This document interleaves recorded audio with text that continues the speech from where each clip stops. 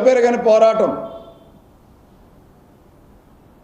నాకు వార్డులో ఇన్ని పదుల సంఖ్యలో కోట్లు, అంటే సుమారు 60-70 కోట్ల రూపాయల పైన అభివృద్ధి కార్యక్రమాలు ఏవైతే చేశాను, ఎక్కడా కూడా నాకు శిలాఫలకం కూడా పెట్టుకోలేదు. నేను ఎక్కడా కూడా నాకు ఫ్లెక్సీ పెట్టించుకోలేదు. నేను మనకి అభివృద్ధి కావాలి, ఆర్భాటం కాదు, హంగులు కాదు. ప్రజల గుండెల్లో మనం ఉండాలి. ప్రజలకు మనం చేసినటువంటి మేలు జీవితకాలం గుర్తుంచుకునే విధంగా ఉండాలి. నా ముందర ఉన్నటువంటి కార్పొరేటర్లు కానీ, తర్వాత వచ్చేటువంటి కార్పొరేటర్లు కానీ నాలాగా మళ్ళీ ఎవరో చేయలేని విధంగా నేను అభివృద్ధి చేయాలనేటువంటి ఒక ఛాలెంజింగ్గా ఎప్పటిచ్చో నా కళ సాకారం అయ్యే విధంగా నేను నా వార్డుని అభివృద్ధి చేసుకున్నాను. నా వార్డు ప్రజలు ఆశీస్సులు మెండుగా నాకు అందించారు, నాకు అండగా నిలిచారు.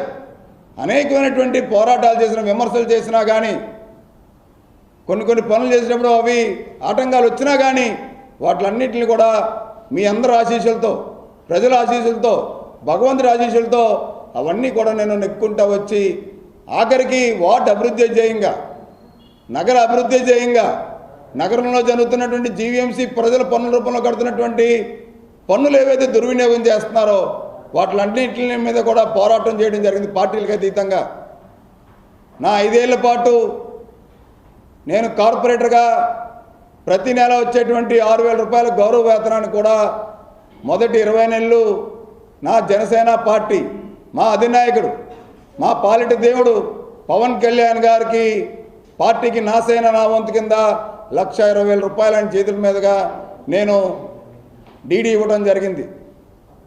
ఇంకొక 20 నెలల జీతాన్ని కూటమి ప్రభుత్వం వచ్చిన తర్వాత యువ నాయకుడు, భావితరాలకి కాబోయేటువంటి ఒక మంచి వ్యక్తి లోకేష్ గారికి అన్నా క్యాంటీన్ల కోసం 1,20,000 రూపాయలు డీడీ ఇవ్వడం జరిగింది.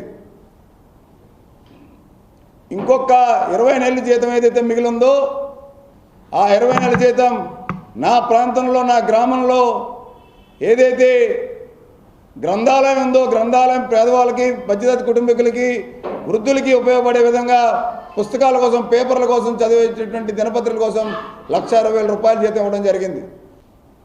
మళ్ళీ ఎలక్షన్స్ ఎప్పుడు వచ్చినా కానీ నాకు నామినేటెడ్ పోస్టుల మీద ఎప్పుడు కూడా ఆసక్తి ఉండదు. మళ్ళీ ఎన్నికలు ఎప్పుడు వచ్చినా కానీ ఎన్నికల్లో మళ్ళీ నేను కానీ నా కుటుంబం కానీ ఖచ్చితంగా పోటీ చేయడం అన్నది ఖాయం.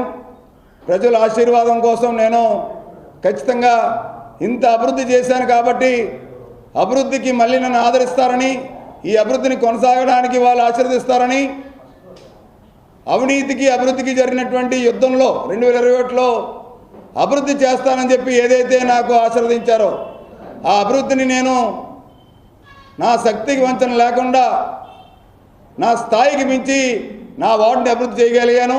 ఇంకా అభివృద్ధి చేయాల్సి ఉంది.